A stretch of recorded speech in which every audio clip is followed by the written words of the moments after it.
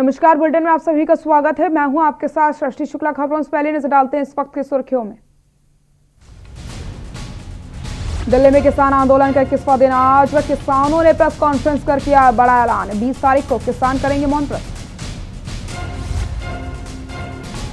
विधानसभा के शीतकालीन सत्र की तैयारियां तेज। विधानसभा अध्यक्ष ने तैयारी को लेकर के किया निरीक्षण। 21 से 23 दिसंबर तक चलेगा विधानसभा शीतकालीन सत्र।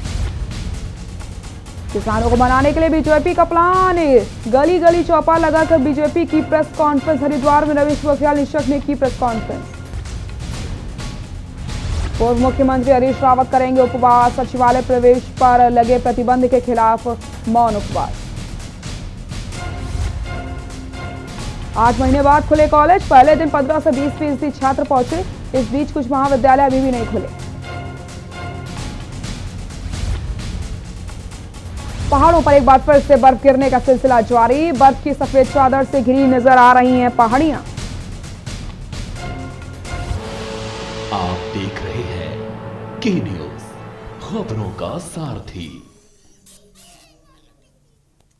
बड़ी खबर आपको बता देते हैं, देश भर में आज मनाया जा रहा है विजय दिवस। देहरादून में सीएम शहीद स्मारक पर माल्यार्पण करेंगे। बड़ी खबर बता रहे हैं आपको, जहां पर विजय दिवस के अवसर पर करेंगे माल्यार्पण। 16 दिसंबर 1971 को भारत ने पाक को युद्ध में हराया था। उत्तराखंड के 255 जवान शहीद हुए थे। गांधी पार्क में शहीद स्मारक पर माल्यार्पण करेंगे। देश भर में आज मनाया जा रहा है विजय दिवस।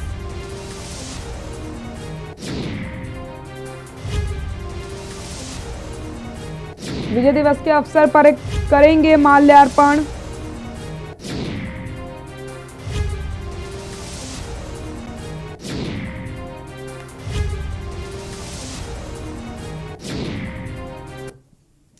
देहरादून से बड़ी खबर, पूर्व मुख्यमंत्री हरीश रावत आज उपवास करेंगे।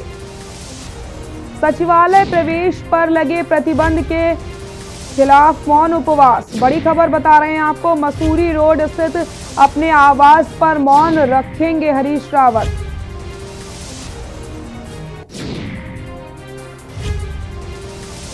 सचिवालय में प्रवेश की अनुमति देने की मांग कर रहे हैं हरीश रावत।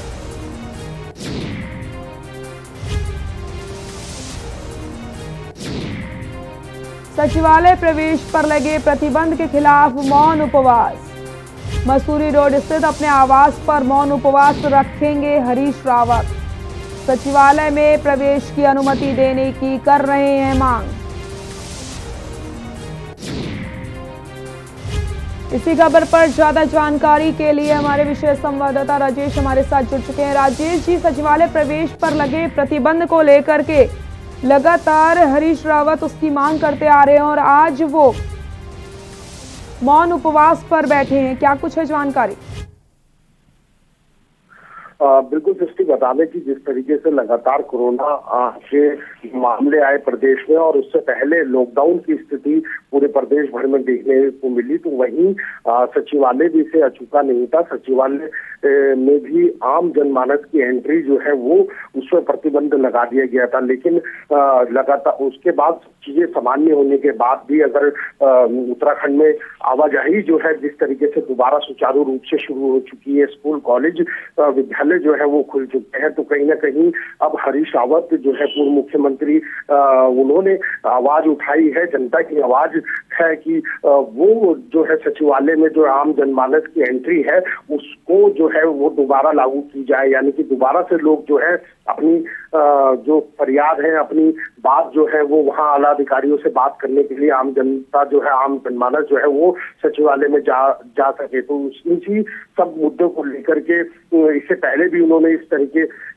की बात कही थी कि आम जनता को वहां पर प्रवेश मिले, लेकिन कोई भी अभी तक उस पर अभी तक अपडेट नहीं हो पाया सरकार द्वारा या सचिवालय प्रशासन द्वारा। कोई भी ऐसी जो प्रतिबंध लगाया गया था उसको भी फ्री नहीं किया गया था। तो उसी के कारण जो है आज हरीश रावत है वो अपने घर पर यानी कि 11 बजे से 12 बजे तक जो है मौन व्रत उपवास पर बैठेंगे। तो कहीं ना कहीं एक बड़ी जो चुनौती जो लगातार देखने को मिलती है, जिस तरीके से कोविड हमने जैसे बताया कि चल रहा था, उसके बाद सब जब कार्यालय और सब प्रशासनिक कार्य जो है वो लगातार अपनी गति से हो रहे हैं, तो आम जनता को क्यों नहीं सचिवालय में प्रवेश दिया जा रहा है। तो ये सारे ऐसे तमाम मुद्दे हैं जिनको लेकर के आज हरीश रावत जो है 1 घंटे का मौन जो है वो उपवास पर बैठेंगे अपने आवास पर।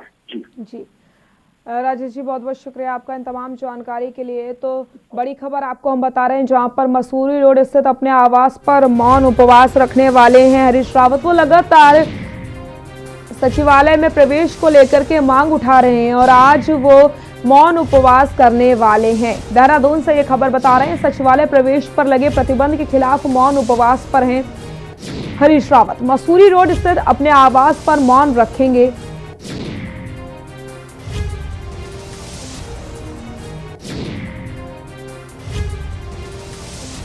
पूर्व मुख्यमंत्री हरीश रावत करेंगे उपवास।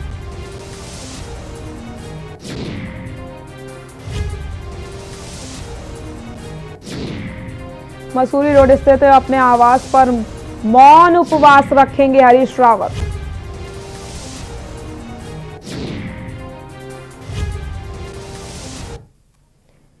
कृषि कानूनों से नाराज किसानों तक अपनी बात पहुंचाने के लिए बीजेपी के शीर्ष नेतृत्व की ओर से सभी नेताओं को अपने अपने क्षेत्र में पत्रकार वार्ता करके कृषि कानूनों के प्रावधानों को जनता के समक्ष रखने के निर्देश दिए गए, जिसके बाद कई स्थानों पर बीजेपी नेता प्रेस कॉन्फ्रेंस करके सरकार का पक्ष रख रहे हैं। हरिद्वार के सांसद और केंद्रीय शिक्षा मंत्री डॉक्टर रमेश पोखरियाल निशंक ने भी हरिद्वार पहुंचकर प्रेस वार्ता की। जगजीतपुर स्थित बीजेपी की जिला कार्यालय पर प्रेस वार्ता के दौरान डॉक्टर निशंक ने कृषि कानून संबंधित कई प्रावधानों का जिक्र किया। कृषि कानूनों को पूरी तरह से किसानों के हित में बताया है। हर हालत में भारतीय जनता पार्टी के नए जिला मुख्यालय के कार्यालय में अध्यक्ष जी की ओर से और पुलिस टीम की ओर से और अपने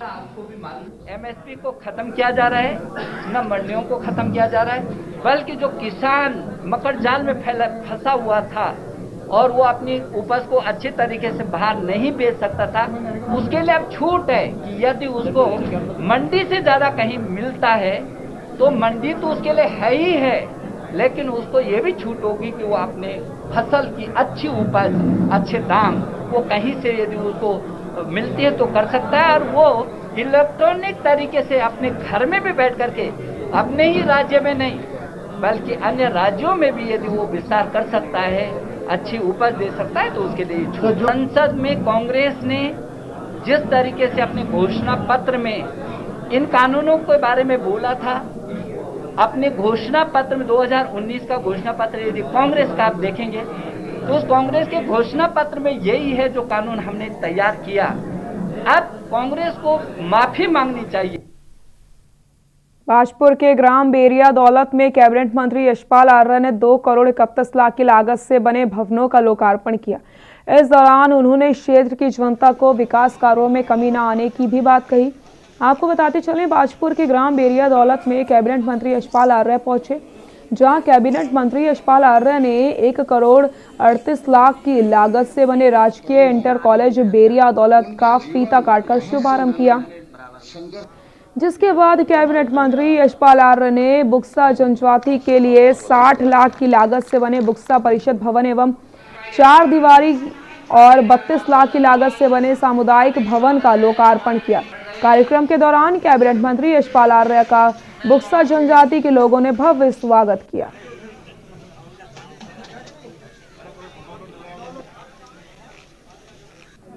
जो बेरिया दौलत इंटर कॉलेज का भवन ही बहुत ही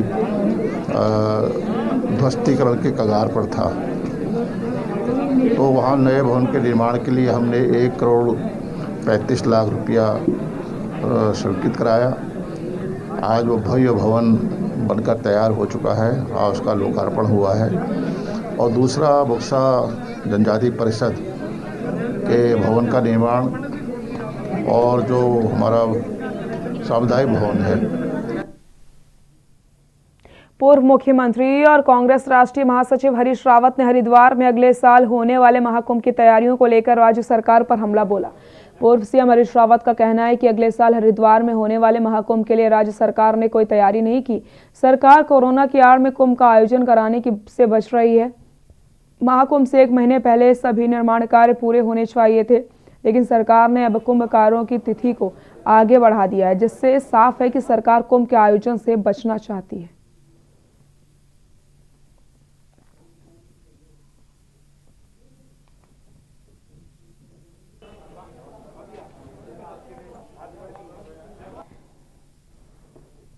राज्य सरकार ने अब कुंभ कार्यों को पूरा करने की तिथि बढ़ा दी है।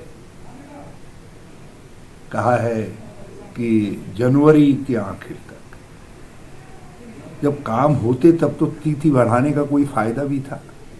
ये काम 1 महीने पहले पूरे हो जाने चाहिए थे, और ताकि कुंभ के समय तक शहर चाक चौबंद नजर आता।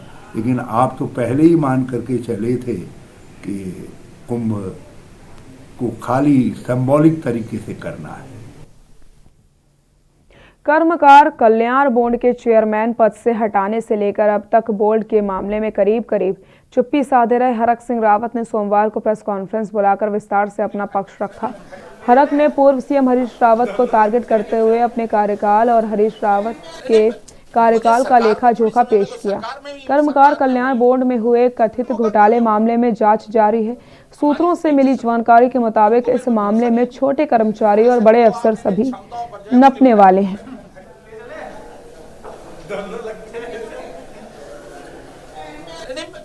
मुझे सरकार को थोड़ी समझ में, तो सरकार में भी सरकार न इसमें गबन हुआ, न इसमें नियमों की अनदेखी हुई है। अगर वित्त से परमिशन लेनी है तो माननीय मुख्यमंत्री ने माना कोई निर्देश दे दिया या श्रम मंत्री ने कोई निर्देश दे दिया, तो ये सचिव श्रम का काम है, ये सचिव श्रम का काम है कि वो उसकी माननीय मुख्यमंत्री के दिए गए निर्देशों का अनुपालन के लिए सारी औपचारिकताएं पूरी करे। लेकिन जब उसने शासनादेश जारी कर दिया तो ये बीओसीडब्ल्यू के अधिकारियों को क्या पता कि इसमें वित्त सचिव की तुमने अनुमति ली कि नहीं ली, वित्त विभाग की अनुमति ली कि नहीं ली। उत्तराखंड विधानसभा के शीतकालीन सत्र की तैयारियां तेज हो चली हैं। विधानसभा अध्यक्ष प्रेमचंद अग्रवाल ने तैयारियों को लेकर व्यवस्थाओं का जायजा लिया। इसके साथ ही उन्होंने विधानसभा परिसर में सभी मंडप का निरीक्षण किया। उन्होंने बताया कि शीतकालीन सत्र में कोविड-19 के प्रोटोकॉल का पालन किया जाएगा। साथ ही साथ उन्होंने कोविड-19 से बचाव की व्यवस्थाओं का जायजा लिया। विधानसभा के प्रभारी सचिव मुकेश सिंघल ने विधानसभा अध्यक्ष को तैयारियों के संबंध में जानकारी दी। उन्होंने कहा कि 21 दिसंबर से 23 दिसंबर तक विधानसभा का शीतकालीन सत्र चलेगा।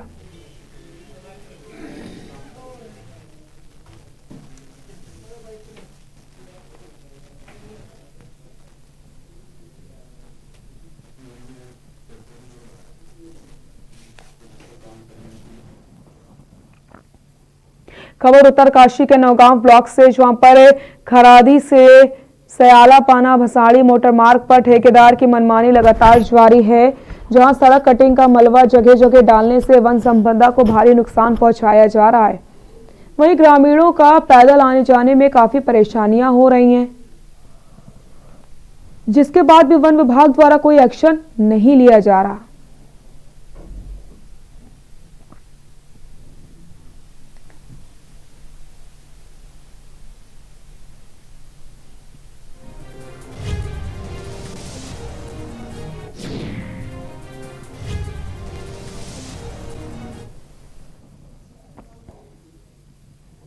उत्तरकाशी के थाती धनारी के ब्रांच पोस्ट ऑफिस में ग्रामीणों के खाते से पोस्टमास्टर द्वारा करीब 2 करोड़ रुपए की गबन के मामले में आज धनारी क्षेत्र के विभिन्न गांव के ग्रामीण डुंडा तहसील मुख्यालय पहुंचकर उग्र धरना प्रदर्शन किया। ग्रामीणों ने डाक विभाग और जिला प्रशासन के खिलाफ नारेबाजी करके पोस्टमास्टर द्वारा गबन की गई धनराशि को शीघ्र लौटाने की बात कही है। हालांकि ग्रामीणों की पूर्व में दी गई आंदोलन की चेतावनी से पहले डुंडा पुलिस ने डाक विभाग की प्रारंभिक जांच में गबन की पुष्टि होने पर बीते देर रात को आरोपी पोस्टमास्टर धर्म सिंह शाह को विभिन्न धाराओं में मुकदमा दर्ज करके जेल भेज दिया है।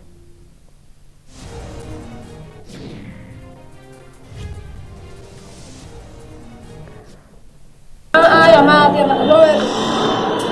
बनाना भी कोई अधिकार नहीं रहे। 3 महीने गए कि कागज जमा करना, कोई सुने ही नहीं करनी सरकार हमारी क्या इनसे क्या पैसा इकट्ठा करी दूध बेची तब हमारे अपने जीवन के बचा कुछ पूरे देते बोल अपने बच्चों भी नहीं बचाए क्या आपको बोल कुछ लोग लड़ के हम कुछ करना अपन पूरे बस आज देखा कुछ नहीं हमारा था। शासन ने हाईकोर्ट में पिछले कुछ दिनों से रिक्त चल रहे मुख्य स्थायी अधिवक्ता पद पर अपर स्थायी अधिवक्ता चंद्रशेखर रावत को नियुक्त किया। यह पद परेश त्रिपाठी के निधन के बाद से रिक्त चल रहा था। उनका पिछले माह हृदयघात से निधन हो गया था। चंद्रशेखर रावत को सीएससी बनाने का आदेश यहां पहुंचने पर हाईकोर्ट के अधिवक्ताओं ने उन्हें बधाई दी। चंद्रशेखर रावत मूलतः रानीखेत के रहने वाले हैं। उन्होंने इंटर तक की शिक्षा नैनीताल इंटर कॉलेज से हासिल की, जबकि स्नातक व स्नातकोत्तर रानीखेत डिग्री कॉलेज से की। बीएड पिथौरागढ़ से और एलएलबी की डिग्री 2003 में अल्मोड़ा परिसर से प्राप्त की। वे भारतीय विद्यार्थी परिषद में विभाग मंत्री सहित कई पदों पर रहे हैं।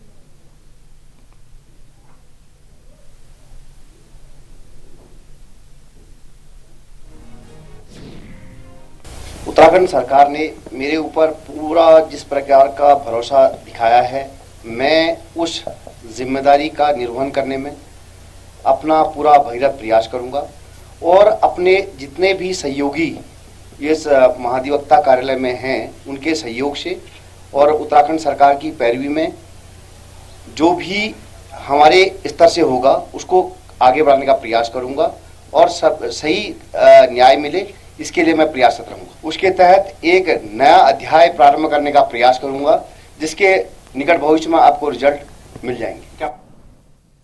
जनपद रुद्रप्रयाग के प्रभारी मंत्री एवं सहकारिता मंत्री डॉक्टर धन सिंह रावत के बयान के बाद से जिले के युवा बेरोजगारों में आक्रोश बना है। उन्होंने कहा कि मंत्री जी ने रुद्रप्रयाग जिले में 16,000 लोगों को रोजगार देने का झूठा बयान दिया, जो हास्यास्पद पद है। लॉकडाउन में 30,000 से ज्यादा लोग घर लौटे थे। इनमें से 20,000 के करीब रोजगार न मिलने के कारण वापस लौट गए और बाकी लोग रोजगार की आस लगाए बैठे हैं। रुद्रप्रयाग जिले की विकास योजनाओं की बैठक लेने पहुंचे प्रभारी मंत्री धन सिंह रावत ने समीक्षा बैठक के बाद पत्रकारों से मुखातिब होते हुए कहा कि रुद्रप्रयाग जैसे छोटे जिले में लॉकडाउन के बाद राज्य सरकार की विभिन्न योजनाओं में करीब 16,000 बेरोजगारों को रोजगार से जोड़ा गया है। 1028 कितने एक्टिव हैं? इस पे बहुत जो माननीय मुख्यमंत्री स्वरोजगार के लिए जिलों में प्रयास किए जा रहे हैं और कुछ अभिनव प्रयोग हर जिलों में किए जा रहे हैं, उसकी आज समीक्षा बैठक की है। और मुझे बड़ी खुशी है कि जो हमारे 5 विभाग हैं, एलाइड विभाग, कृषि विभाग है, उद्यान विभाग है, हमारा पशुपालन है, डेयरी है, कोऑपरेटिव है, इन विभागों ने अब तक लगभग 4300 से ज़्यादा लोगों को स्वरोजगार और रोजगार दिया है। जो माननीय मंत्री जी का जो कल बयान आया है कि रुद्रप्रयाग में 16,000 युवाओं को रोजगार दिया गया, वो बड़ा ही हास्यास्पद बयान था उनका। और मैं मंत्री जी से यही कहना चाहता हूँ कि जो आप लोग रोजगार की बात कर रहे हैं तो धरातल पे कहाँ है, आपको इसका जवाब भी देना चाहिए। और जहाँ तक रुद्रप्रयाग की बात है कि ये बड़ा हास्यास्पद जवाब था उनका। सुल्तानपुर पट्टी क्षेत्र में चल रहे अवैध खनन की लगातार मिल रही शिकायतों को लेकर प्रशासन ने अवैध खनन रोकने के लिए अपनी कमर कस ली है, जिसको लेकर स्थानीय प्रशासन ने युद्ध स्तर पर अपनी कार्रवाई शुरू कर दी। अवैध खनन को रोकने के लिए तहसील प्रशासन ने 3 जांच केंद्र बनाकर अपने कार्यवाही शुरू कर दी। आपको बताते चले, सुल्तानपुर पट्टी से गुजरने वाली कोसी नदी में अवैध खनन की लगातार शिकायतें सामने आती हैं।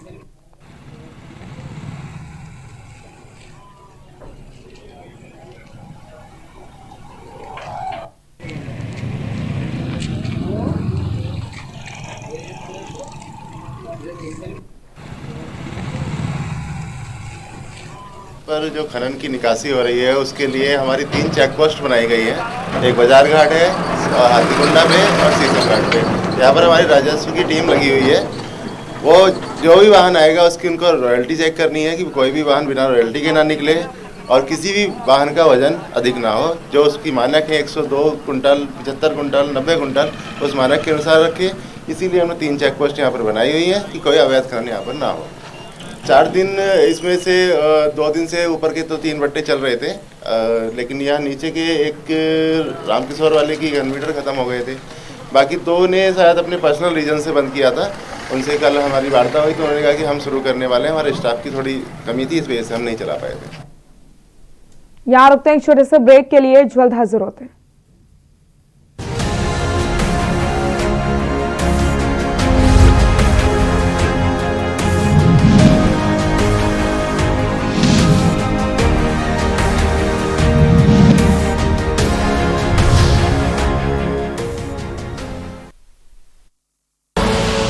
आप देख रहे हैं के न्यूज, खबरों का सारथी।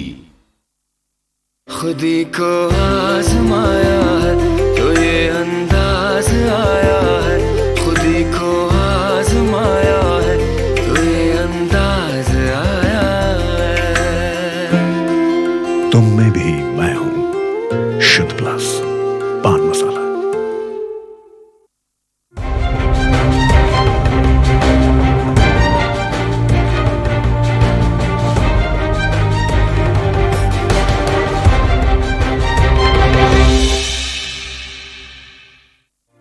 कोरोना संकट काल में के न्यूज इंडिया की देशवासियों से अपील है कि हम जाति धर्म को भूलकर कोरोना को हराने में एक साथ खड़े हों। जरूरतमंदों की मदद करें। कोरोना के खिलाफ जंग में हम अपना योगदान दें। हम सब मिलकर लड़ेंगे और मिलकर जीतेंगे। आप देख रहे हैं के न्यूज, खबरों का सारथी।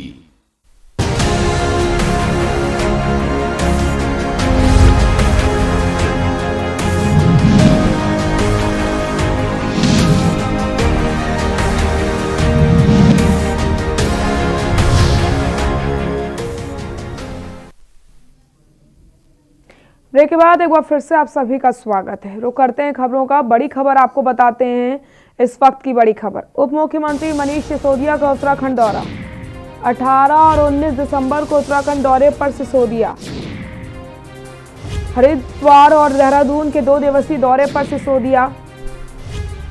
आगामी रणनीति पर कार्यकर्ताओं संग। उप मुख्यमंत्री मनीष सिसोदिया का उत्तराखंड दौरा। बड़ी खबर। 18 और 19 दिसंबर को उत्तराखंड दौरे पर सिसोदिया। हरिद्वार और देहरादून के 2 दिवसीय दौरे पर सिसोदिया।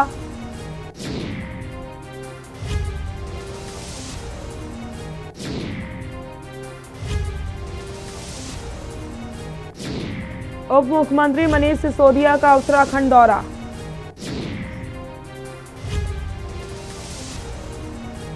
हरिद्वार और देहरादून के 2 दिवसीय दौरे पर सिसोदिया।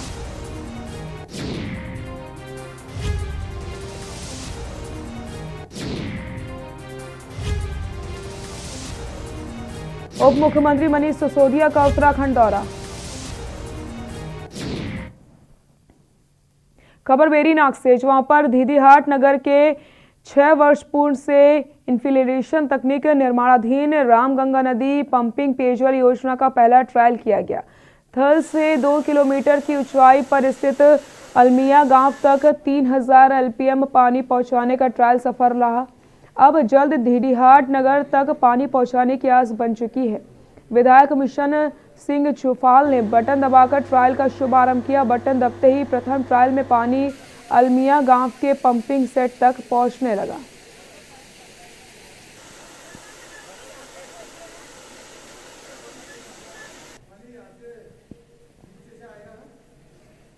दीदीहाट जो पेयजल योजना थी यहाँ पर, उसका आज ट्रायल किया गया, जिसमें आपके 4 पंप लगे हुए हैं, 3 स्टेशन है।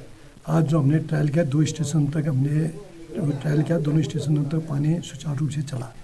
अब आगे के 3rd जो स्टेशन है उसके लिए हमने विभाग के जो अधिकारी थे यहाँ पर, आपके जल निगम वाले भी और एएनएम वाले भी, उन दोनों विभाग वालों से हमने कहा कि भाई जल्दी से जल्दी आप इस काम को जो कमी रहेगी उसको पूरा करें और जल्दी से जल्दी दीदीहाट नगर वालों को पानी मिले, इसलिए उसको निर्देशित किया गया विभाग के अधिकारियों को। खबर रुद्रपुर से, जहां पर कृषि कानून के समर्थन में कैबिनेट मंत्री अरविंद पांडे पत्रकारों से मुखातिब हुए। इस दौरान उन्होंने कृषि कानून का स्वागत किया, साथ ही साथ विपक्ष पर जमकर हमला बोला। आपको बताते चले, संशोधित कृषि कानून के पक्ष में कैबिनेट मंत्री अरविंद पांडे द्वारा रुद्रपुर मुख्यालय में पत्रकार वार्ता का आयोजन किया गया, जहां उन्होंने कहा कि विपक्षी दल किसानों के कंधों पर रख करके बंदूक चला करके अपनी राजनीतिक रोटी सेक रहे हैं। किसान है वह हिंदुस्तान के अन्नदाता है, भाग्य विधाता है। मैं उनको कोई टिप्पणी नहीं करना चाहता, उनके किसी के बहकावे में बोलो ना है। हिंदुस्तान का प्रधानमंत्री या जो भारत सरकार इस समय डिसीजन जो भी ले गई है समझौता होगा तो फसल का। कृषि बिल बनाया है, मैं इसका समर्थन करता हूं और कई सालों से किसानों का जो उपज है इसके बारे में कोई स्पष्ट नीति ना बनने की वजह से किसानों की हमेशा फसल बर्बाद होती थी, इनको उचित मूल्य नहीं मिल पाता था, जिसकी वजह से किसान आत्महत्या करता था। इन सब कलंकों को ख़त्म करने के लिए भारत सरकार ने जो कृषि बिल लेके आई है और जो किसानों को एक खुला बाजार दिया है। बुलेटिन फिलहाल के लिए इतना ही। देखते रहिए के न्यूज़ इंडिया। नमस्कार।